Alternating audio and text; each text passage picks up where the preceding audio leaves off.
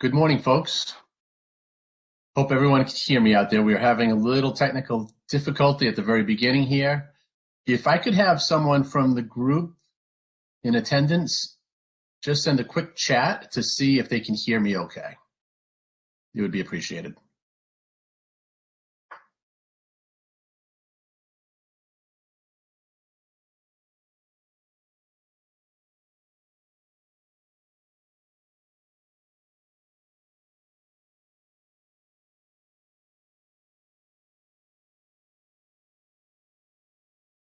Great.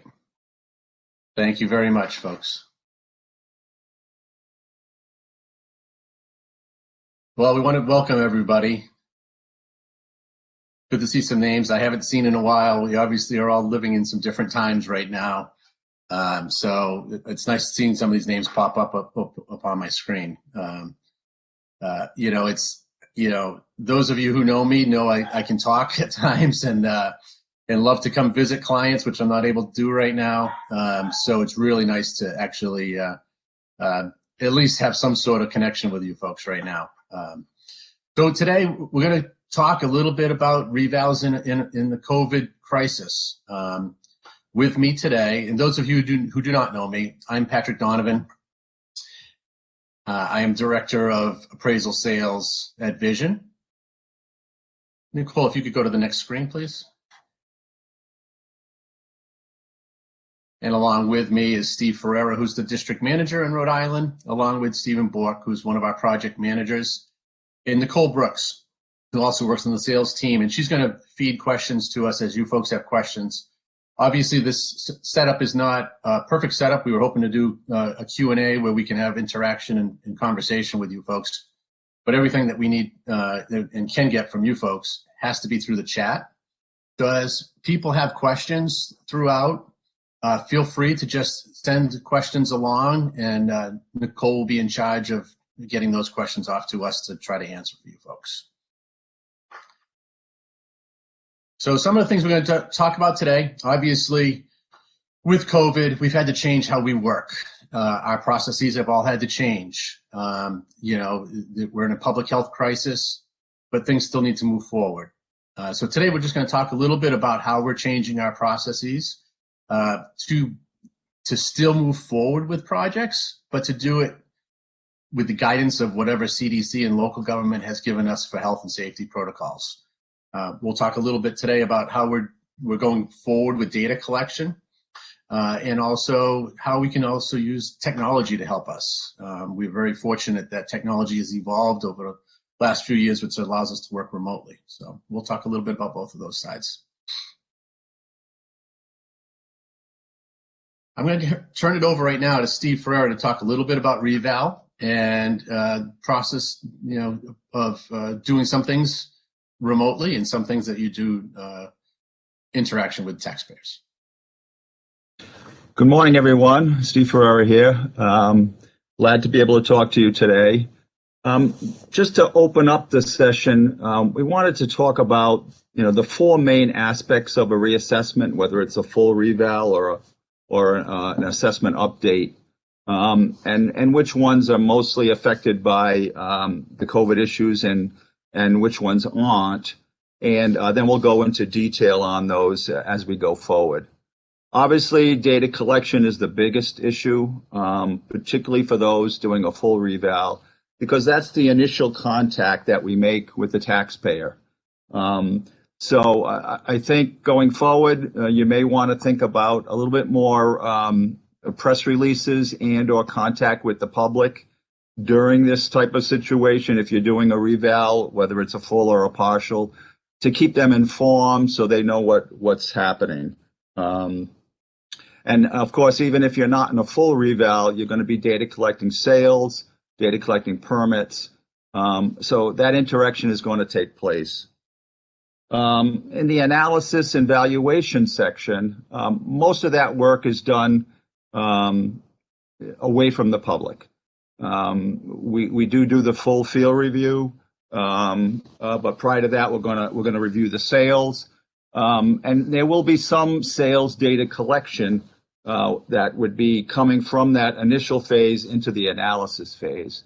and then our review will go out and look at properties.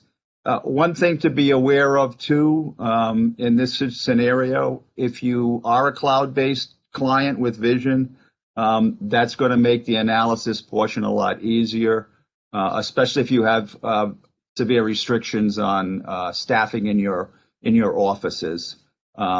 If you're not, you may want to either talk about getting on the cloud temporarily or talk to your IT department about giving us access to your database, whether it's TeamViewer or some other aspect that will allow us to log in remotely, which allows your office to stay safe, makes the management team in your town hall more comfortable, and then we can still keep working on the database while you're working on it.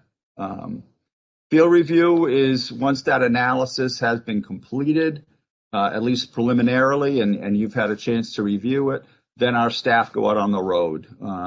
Now that is basically from the road, so it's not an interaction with the public, although it's good to notify them that the crew will be out there. If they see a car driving slowly up and down a street, they know what's going on. Then the last one is the informal hearings, and of course that's a time when we're going to be meeting with the a public on a one-on-one basis to give them a chance to feed us information. So that's something, you know, we'll talk about options on that, but that's one that again has to be done remotely, and we have a couple of options which will go on into the future. Okay, I think we can go to the next one.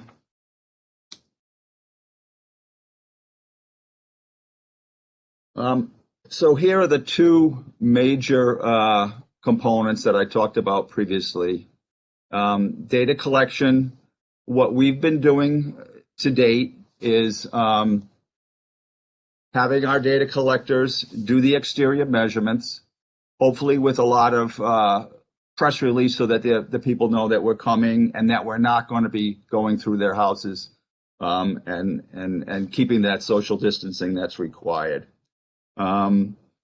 They do wear all kinds of protective garments. When we do notify the person by knocking on the door, we do that at the appropriate distance just to let them know. And then if you want us to collect data at the door, we can do it at that point in time. And then the second phase is the informal hearings. And what we've done to date is done that by a phone. Our system allows people to go online and schedule an appointment. And at this point, that appointment will be a phone call from Vision. So when they schedule that appointment, they give us a phone number to call at a specific time. We call them and we discuss the information. If they have anything they need to return to us, they can do that either through email or the mail itself. I think that covers that screen.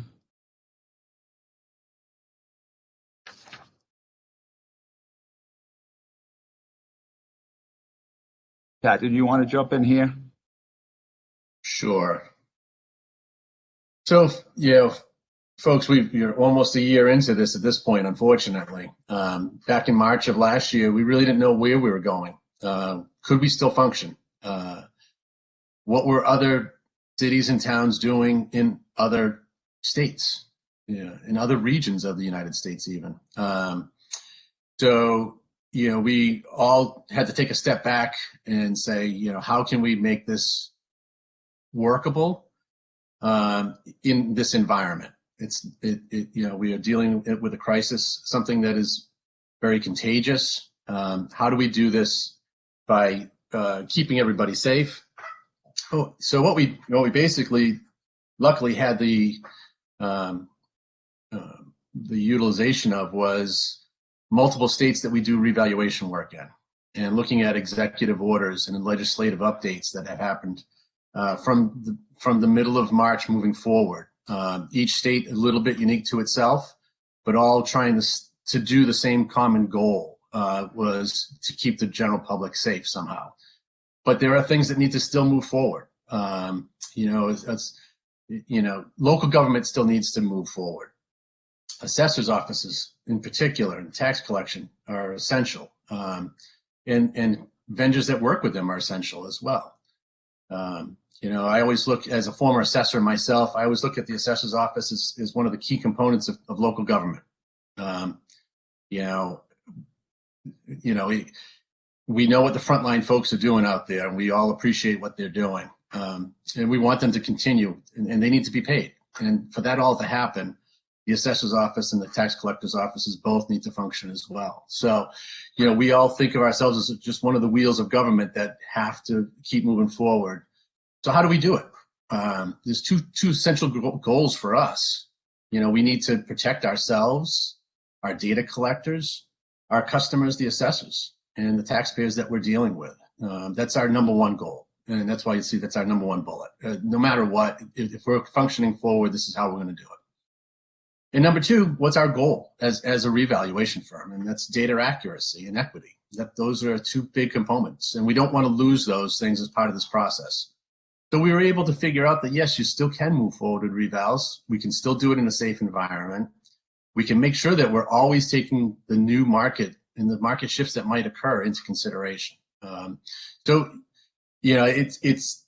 It's definitely different out there, but it's a process that can work, and it is working. We've been working almost, unfortunately, for 12 months now, going on 11 months on this process. Nicole, you can go to the next slide.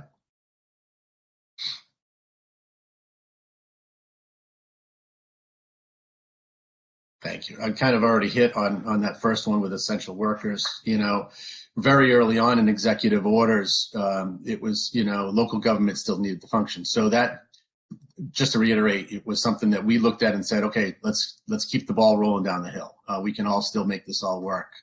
And as Steve already mentioned as well, we make sure that our teams are all equipped with, personal protection, both on masks and gloves, and safety protocols if anybody's not feeling well, so that way there's no interaction with somebody if there is any potential out there before it becomes something more than just potential.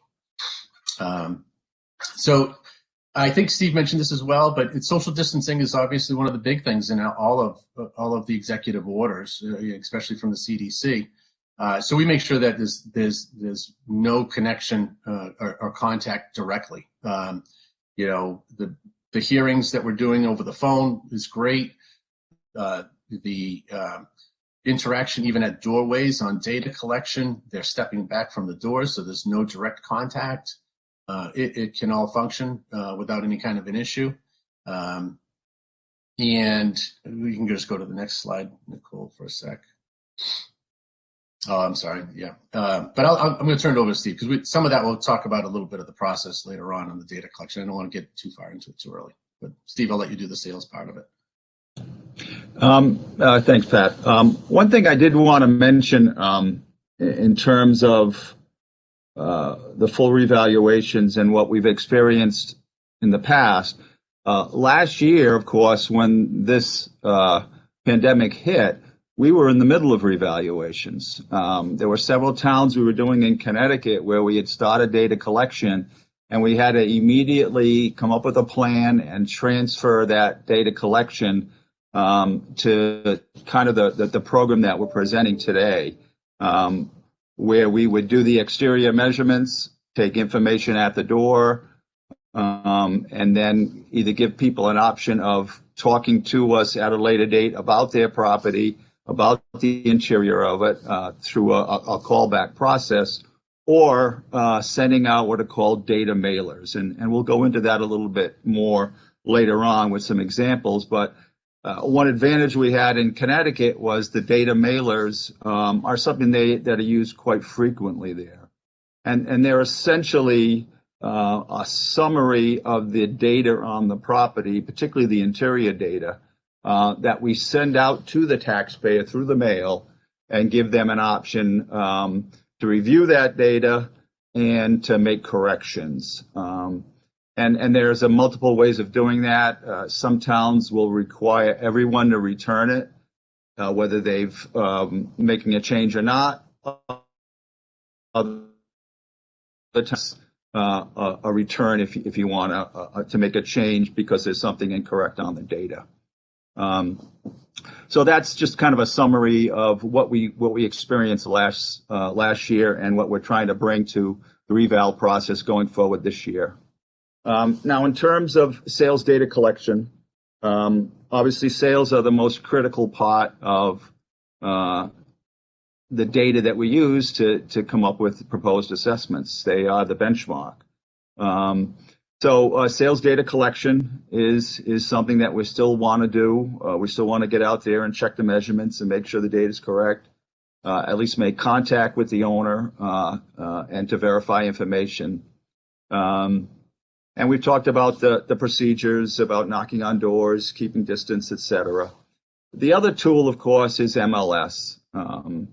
And you don't necessarily have to be in MLS and paying for it by using the internet itself. And because that's the method now of selling everything, including real estate, you will find listings. As soon as you Google that address, you're going to find a listing for that property and be able to probably see more of that house than you would even walking through it, with all the pictures they take, with the descriptions they give you. So that's a tool that we used in the past, and it's going to be more critical now than ever. And we use it not just for transactions that have closed, but as we're in that field review portion of a revaluation, and we pull up out in front of a house and we're getting ready to start applying the modeling to it. If that's for sale, the first thing you do is search out that listing, find out what they're asking, see what the interior looks like, and then you may get some information that they're telling you, or they may not be telling you, but they're inferring when saying that, it's an as-is property, or there are no interior pictures and it's a fixer-upper, that type of stuff. So sales data collection is important. It's still going to have to be a critical phase in any reassessment. We just need to adapt to it, both in the data collection phase and in using MLS. I think we can hit the next one.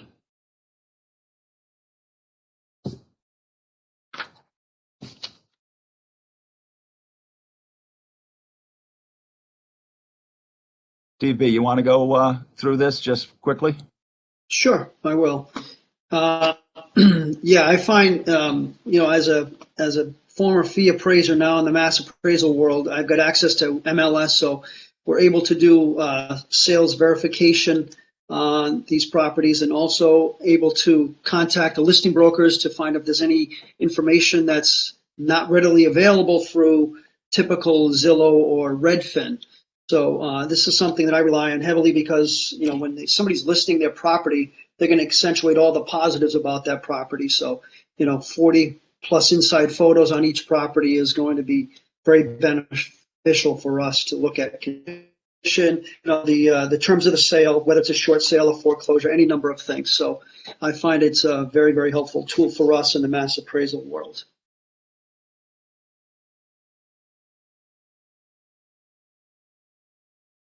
Back to you, Steve.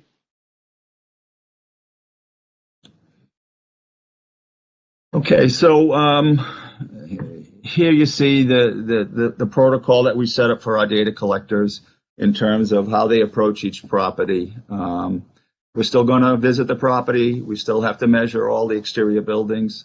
And of course, we make contact with the owner if possible first so they know who we are and what we're doing. We have all the safety equipment. And on top of that, our data collectors wear reflector vests, so they look like an individual who's out there doing a job, and people are more willing to maybe make contact with somebody. And again, I can't stress it enough, some type of public information and or press releases to let the people know, particularly during a time of concern with COVID still out there, that when someone comes to their door, that person belongs there, they're doing their job, and they're just trying to collect the information and move the system forward. We're still going to measure those exteriors, both the sheds, the houses, the garage, everything that's on a piece of property. And then again, we're not going to go inside those houses. That's for the safety of our staff and for the safety of the taxpayer themselves, so that we're keeping the distances and not going into environments where infections can spread. And then, the last phase, of course, is how we obtain that interior data.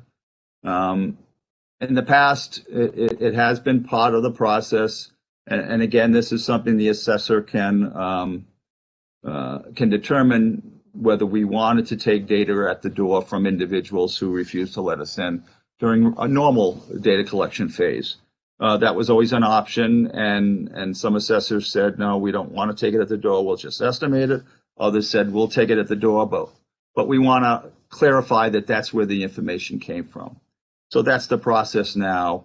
And then, the next phase is how are we going to, give the taxpayer some information on that, and the data mailer or a conversation by phone, doing a callback is another way to have the individual taxpayer kind of get some input into our data collection phase. Do the next one, Nicole.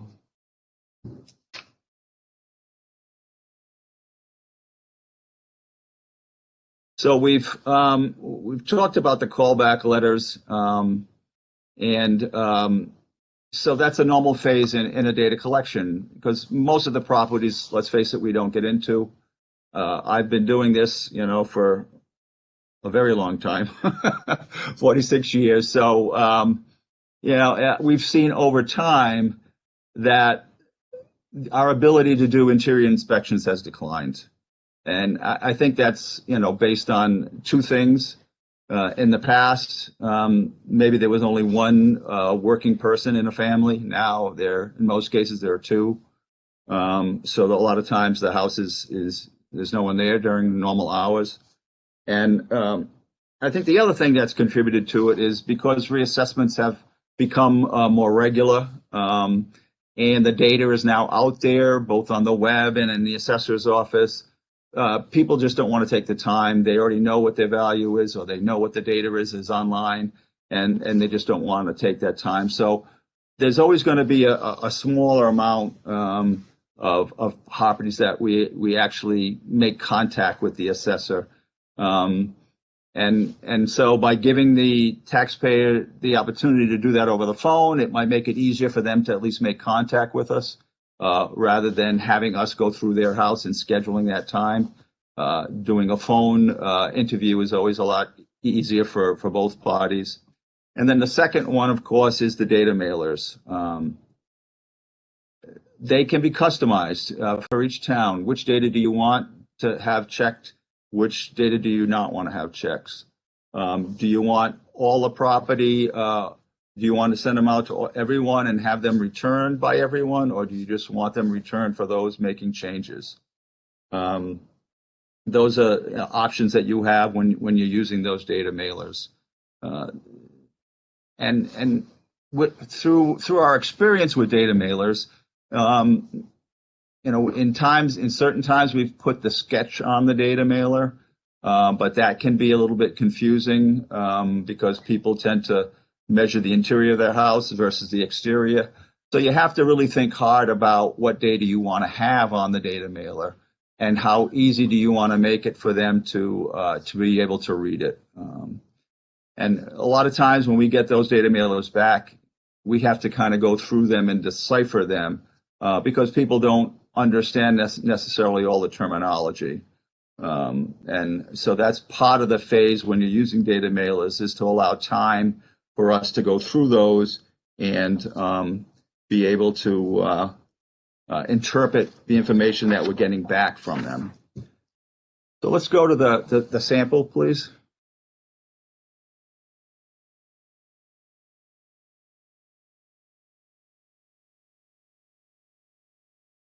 Steve, you want to go through this a little bit for people? Okay, as Steve said, there's many ways of customizing this here. We just did one for a town in Connecticut. Salem, Connecticut, and there were certain bits of data that he preferred, to not, confuse the taxpayer. So in this case here, Nicole, can you make that a little bit bigger? Okay.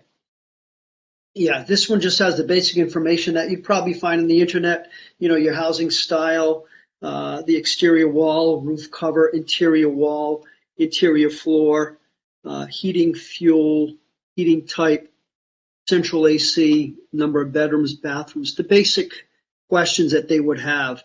We got really good return, and we typically do when we send out data mailers, whether there's a change or not.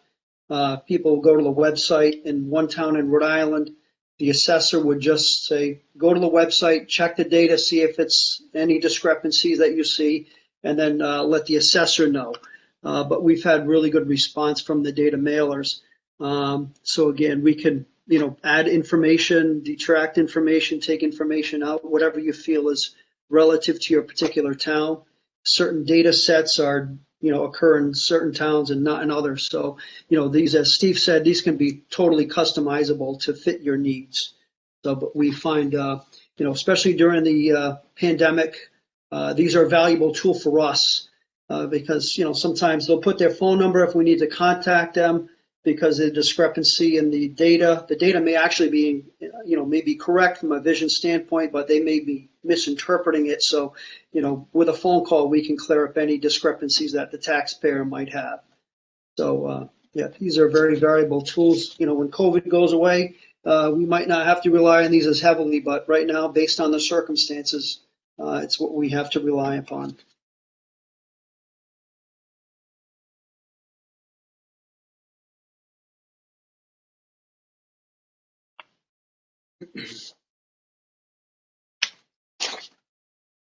Pat, I think you're up next. Yeah, I'll take this one. So one of the biggest aspects for us, actually, before I start, I do have to just make note, because there is a quick, I don't know if it's a question or a statement from Ken Millett questioning Steve Ferrera's 46 years and stating it's not enough. He thought it was more than that. So I can only attest for about 35 of those years. So beyond that, I think we have to go with Steve's number. But to go into technology, the biggest thing for us is being able to have the database of the assessor's office cloud hosted. This has been a key component for us to operate safely, have access to these databases for the communities without having to be sitting side by side with the assessor and being in a situation that's unhealthy for either party. So this has been key. Without having the cloud, we would have a lot of issues. Our hands would be tied behind our back of how we could still operate in a safe environment. We'd be sharing offices and maybe having to split time with the assessors being there a certain time and us being there a certain time. So this has really been a key component to not only be safe, but also to run more efficiently as well. By having everybody have access to the database at the same time, quality control throughout the process on the assessor side of the things can happen continually, versus in the past when we would turn things over to the assessor periodically through a project and share, return the file back and forth, the live database. Now everybody's seeing it live at the same time, which is really making it a much more efficient process, especially when you start getting close to the end of a revaluation and we're starting to do checks and balances on data and data quality, and also final valuation as well. So it's a major component for us.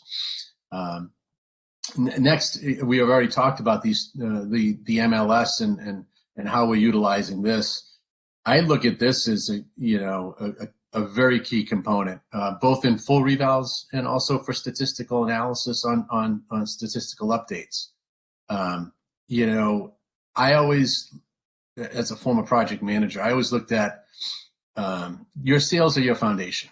It's kind of like the foundation of a house, and as good as that foundation is, that house is going to stay up or it's going to crumble down. And the same thing's going to happen with your values. If you've got a good solid foundation of your values with good solid data from that sales data, then you can build a good model on the sales side of things that you can stand behind.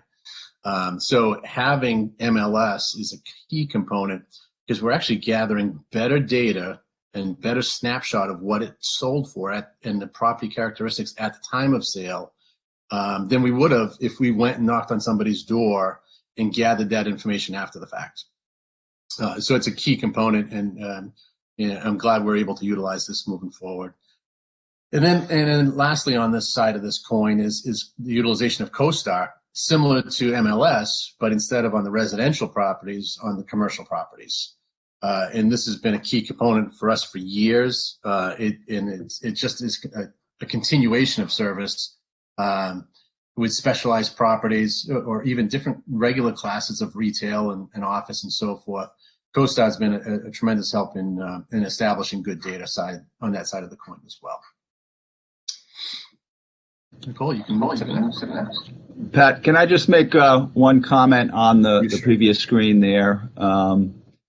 We've talked about the cloud hosting and the benefits of it, and it is incredible because when we're cloud hosting, the whole assessor's office can still be working. We can have our full data entry staff working. We can have our commercial people putting in income and expense questionnaires, and all of that's going on at the same time, and everyone can see the access to it and see the progress. For many of you who we've done reassessments for in the past, you know what it's like for us to have to take the database from you and host it up at our main office, which shuts you down for a while.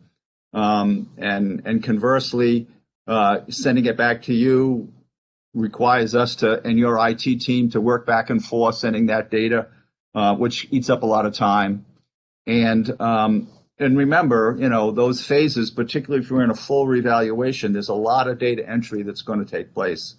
That data entry for a full revaluation is a lot of data on the card from data collection, and then you're going to do it again for the field review.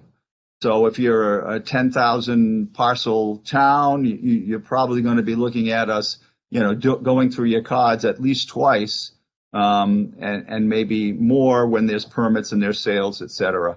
So I just want to emphasize that the cloud really has transformed our ability to work together on a project, and Vision's willing to work with towns to try and get them at least temporarily on the cloud during your reval. And so it's something that you should be thinking about now going forward, particularly this year. All right, I think that's all I needed.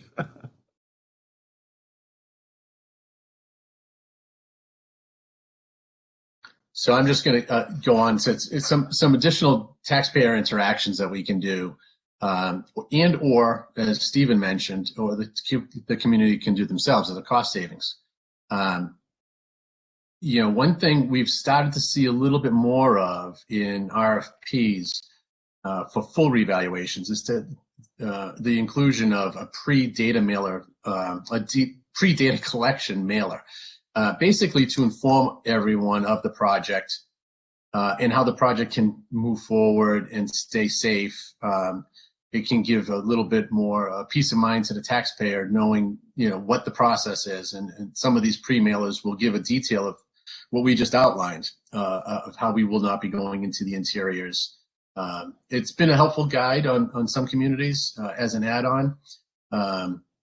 And also, some communities have the utilization of reverse 911, where a call goes back out to the taxpayers on a similar type of situation, but via a phone call instead of a hard copy.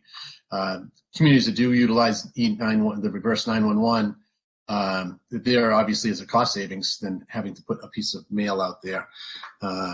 It's another great tool. We've seen it utilized a little bit more in some other states than in Rhode Island, but I think it's definitely something that moving forward can be utilized to educate and inform taxpayers. And as Steve already mentioned, websites, both town and city websites and vendor websites are key to getting the word out on any project. and updating it throughout different phases of the project as well. So taxpayers are informed moving forward through each revaluation. It's a key element. It's something for the last 20 years has been a major component, of which years ago, we used to think, it didn't meet a certain segment for the elderly, but these days it reaches everybody, which is great to see. Especially when you get to the end of a project and you're dealing with preliminary values and people have questions with values, they can actually go on the website. They can look at the sales that occurred in the neighborhoods. They can compare that to their property and compare their data as well. So it's a major component out there. And press releases, local press releases, both either in a newspaper, a local newspaper, or again, utilizing the website is something that can be done throughout a whole project. We had a revaluation that was done last year where I think they did 6 press releases prior to final notification of values, even because they just wanted to keep people informed because of COVID, how the protocol was going, and so that definitely can help the cause. I always look at public awareness as is a great component to making sure you have a smooth operation. So when you get to the end of a project, it's much smoother at the end. And we've seen this happen a couple of times where the taxpayer notifications can go right into direct billings. You might have a billing that's going out to the whole community for your general tax collection or utility billing, or we've seen the assessors actually put an insert in on those. And there's a cost savings because you're already paying for a piece of mail to go out.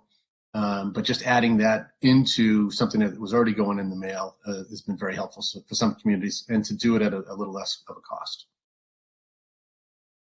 Steve or Stephen, anything you want to add to that at all of what you've seen? I do want to talk about the reverse 911. We did use that in Providence when we did their full measure and list a few years ago, and they were able to isolate sections of the city and then do the broadcast that let people know that we were coming to their part of the city. That was a huge job, 40 some odd thousand parcels. And it was very helpful to be able to isolate a certain neighborhood that we were going into and notify those people ahead of time that we were going to be there. And now more than ever, I think getting that information out to people that to expect someone under these circumstances and give them a little more comfort that the person who's coming to their door is someone that they've heard about and they're expecting.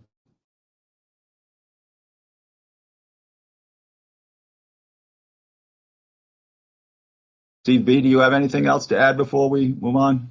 No, I have nothing to add there, but I'll take on this next slide here on taxpayer hearings.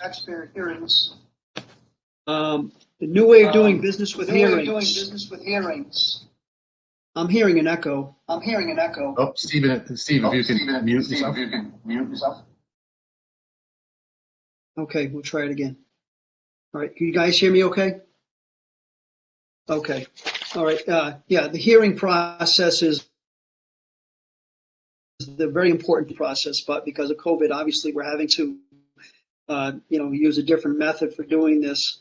We were in the middle of a full revaluation last year in a town in Rhode Island, and when COVID hit, we had to make an adjustment on the fly. The experience there in that town was very successful. We had more hearings than we typically would have because it's more convenient for the taxpayer to not have to go to a centralized location for hearings. They can just call on the telephone. We call them. It's the same exact process. We're just doing it by phone, not in person. And then whatever information that they needed to provide, whether it's an appraisal or any other interior photos for some part of their property that we don't know about, and then we just conduct the hearings that way. And we just finished another set of hearings in a Connecticut town the end of last year. And again, the same process, no complaints. Everybody was happy that there didn't have to be any personal interaction to put anybody at risk during this. The preferred method is, of course, to be in person, but until everybody's vaccinated and this COVID is a thing of the past. This is probably going to be the way that we're going to be doing things moving forward. So nothing but positive. Everybody, some people would say they'd rather be in person, but we understand that. But, the next best thing is by telephone, and that was a very successful way of doing it. So, and it looks as though we do have hearings coming up for Rhode Island and Connecticut this year, so we'll be doing the same thing. They can provide the same supporting documentation that they need to provide, whether it's an appraisal. As I said, rates are low, so a lot of people have had a recent appraisal done, so they'll provide that to us. We'll do some analysis on that to see if it's a reasonable evaluation. In a lot of cases, their appraiser got into their house, whereas we did not, so their appraiser may have supporting documentation of photographs of some issue with the inside of the house that we're not aware of, and it will take that into consideration with our further analysis. So that's we've had no complaints, and short of doing them face to face, this is the best way that we can do it. So, all right, that's it for that. Steve, you want to take the next one? I just wanted to add something about the taxpayer hearings. Actually, I think the phone hearings, as Steve mentioned earlier, they really are a convenience for people. They don't have to take time out of work to come see us at a specific location, whether it's the town hall or wherever. They can do it in a 5-minute conversation on the phone or a 20-minute conversation on the phone. So I think it does provide a certain benefit to the public, even though they're not meeting us directly. We can't show them the list of sales, but we do emphasize that when we post the data on the web for the town, that the sales search engine is still there for them to research data.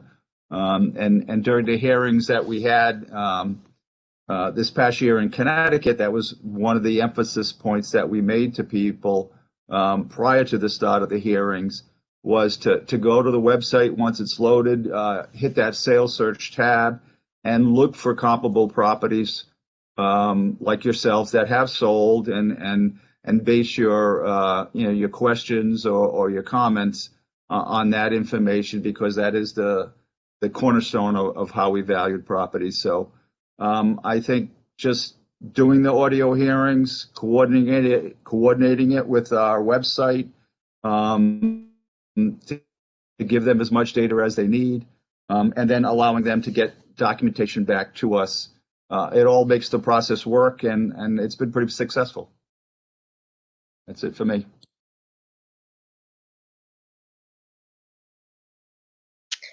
We do have a question in the chat.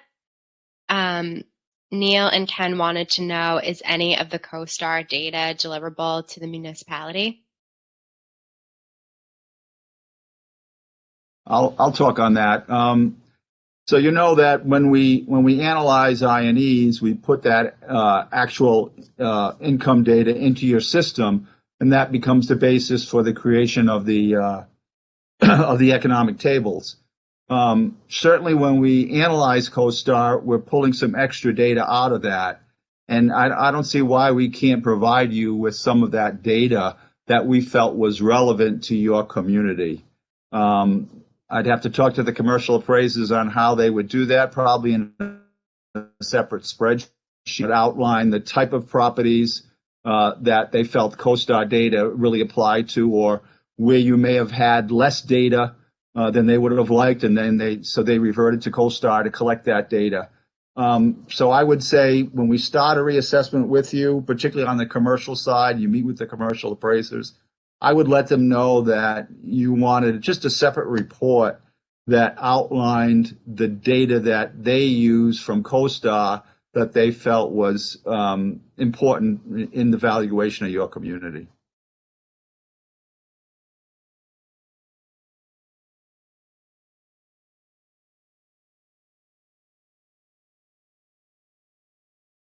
Anybody else have any more questions for us? Please feel free to ask.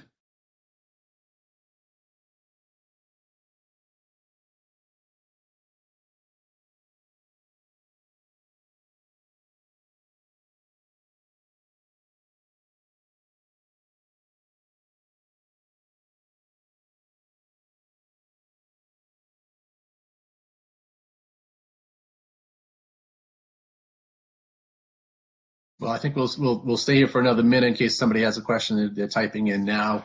I just want to thank everybody for attending today. We appreciate and we love seeing everybody's names. Especially for those of us who are not able to go to communities right now. We miss you, and we want to keep this safe for everybody, but we can't wait to get to a regular lifestyle again. And as soon as it happens, you'll all be sick of me because I'll be visiting everybody to say hi. So I don't see any new questions coming along. So everybody, please stay safe and healthy out there, and we'll see you soon. Take care, folks.